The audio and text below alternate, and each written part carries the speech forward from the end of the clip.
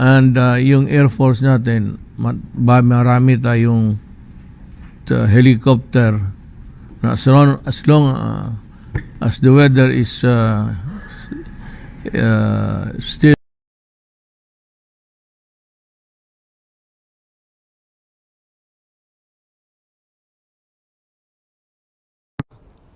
the people have been mobilized and deployed.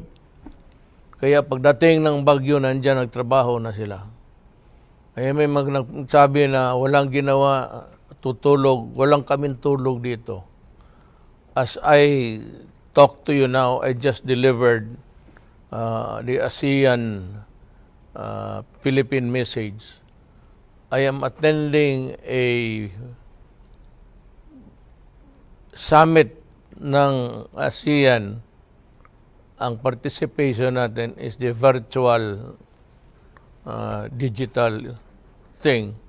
Pero lahat kami nagsalita. So, yan, as soon as I am able to move around, ganito kasi yan ang problema ko.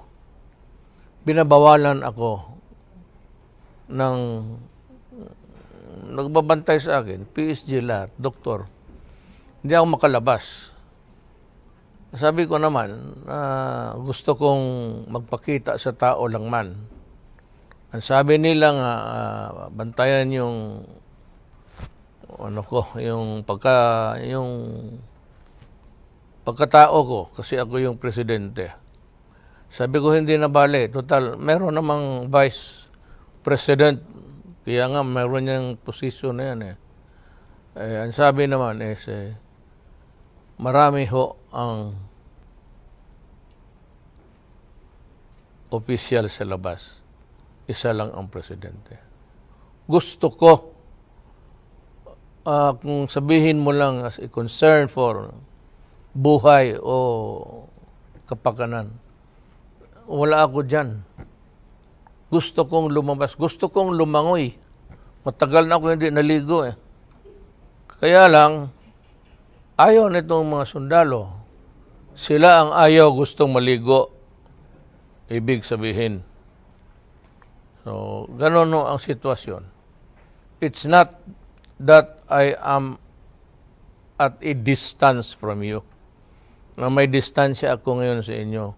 Gusto kong pumunta doon. Makipaglangoy nga sa inyo. Ang problema, pinipigilan ako.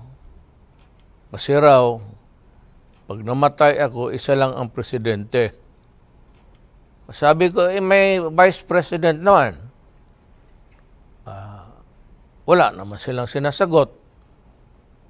Nagtitinginan lang sila. Tapos hindi. Hindi ka pwedeng mamatay itong panahon na ito. Kung malunod ka, malulunod kaming lahat na yung nagtatrabaho sa iyo. Well, anyway, that is the fortune of our lives.